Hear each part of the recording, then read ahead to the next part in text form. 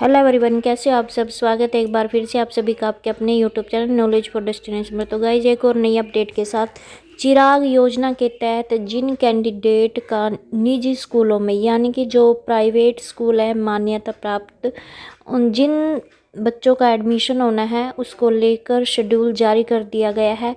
और ये admission 3rd class से 12th क्लास तक के कैंडिडेट का ये एडमिशन होना है।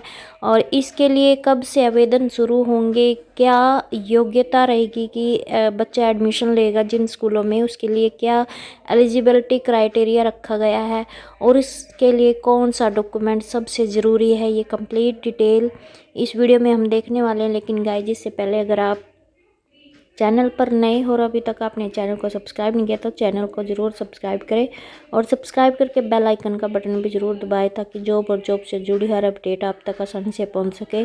और हाँ गाइस, वीडियो को भी लाइक करना ना भूलें क्योंकि आपका एक लाइक हमें अगली इन्फॉर्मेशन देने के लिए मोटिवेट करता है।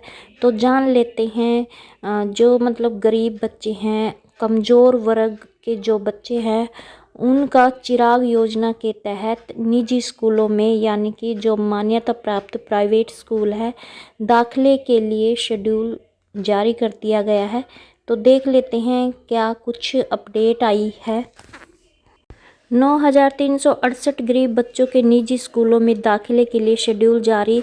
तो ये जो 9,368 है मतलब गरीब बच्चे हैं यानी कि जो कमज़ोर वर्ग के बच्चे हैं, इनको एडमिशन होना है। और मौलिक शिक्षा निदेशक ने सभी डीईओ और डीईईओ को भेजा पत्र। तो इसके लिए जो डीईओ और डीईईओ को पत्र भेज दिया गया है और ये चिराग योजना के तहत ये एडमिशन होने हैं।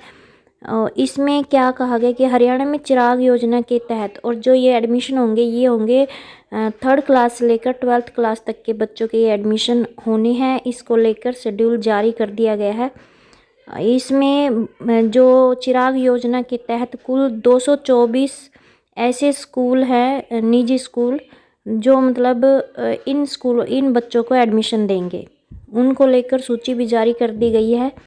अब हम बात करते हैं आवेदन की। तो 4 मई से 12 मई तक दाखिले के लिए आवेदन किया जा सकेगा। और दाखिले के लिए अब हम बात करते हैं कि एलिजिबिलिटी क्राइटेरिया क्या रखा गया है। तो दाखिले के लिए सिर्फ वही विद्यार्थी एलिजिबल होंगे जिन्होंने मतलब वर्ष 2022-23 में सरकारी स्कूलों से पढ़ाई की हो और साथ ही उनके परिवार की जो सालाना इनकम है वो 1.80 लाख से वो उनकी जो इनकम है वो कम होनी चाहिए। इसको लेकर मौलिक शिक्षा निदेशक की ओर से सभी जिला शिक्षा अधिकारियों और मौलिक शिक्षा अधिकारियों को इस संबंध में पत्र भेजा है और ज़रूरतमंद बच्चों के दाखिले को सुनिश्चित कराने के लिए निर्देश दिए हैं। और छात्र दाखिला केवल उसके जो वर्तमान में जहाँ पर मतलब बच्चा पढ़ रहा है जिस खंड में, उसी खंड के जो मान्यता प्राप्त निजी स्कूल है उसमें ही मतलब वो दाखिला ले सकता है, उस सीट पर ही मतलब एडमिशन के लिए एलिजिबल होगा। और कैंडिडेट है, जो विद्यार्थी है, जो खंड में एक से अधिक विद्यालयों में भी दाखिले के लिए आवेदन कर सकता है। मतलब उस खंड में जितने भी मतलब निजी स्कूल है जो सूची में है शामिल, उनमें मतलब एडमिशन के लिए आवेदन कर सकता है एक से ज़्यादा स्कूलों में। तो अब हम देखते हैं कि एडमिशन कैसे होगा।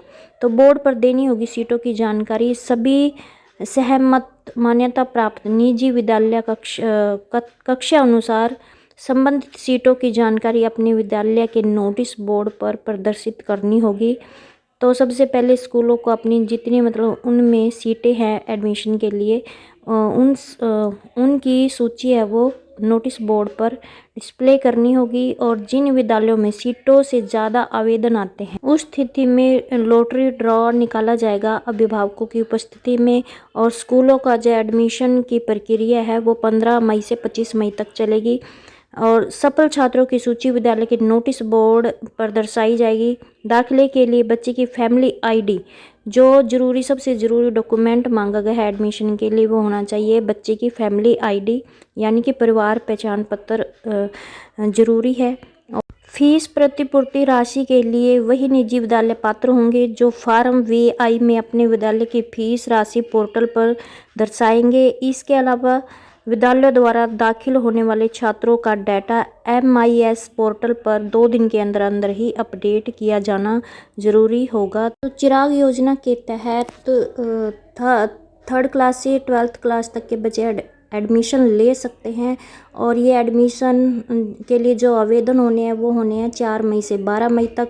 और वही विद्यार्थी एलिजिबल होंगे जिन्होंने 2022-23 में सरकारी स्कूलों में पढ़ाई की हो और साथ ही उसके परिवार की जो सालाना आय है वो 1.80 लाख तक या फिर उससे कम होनी चाहिए।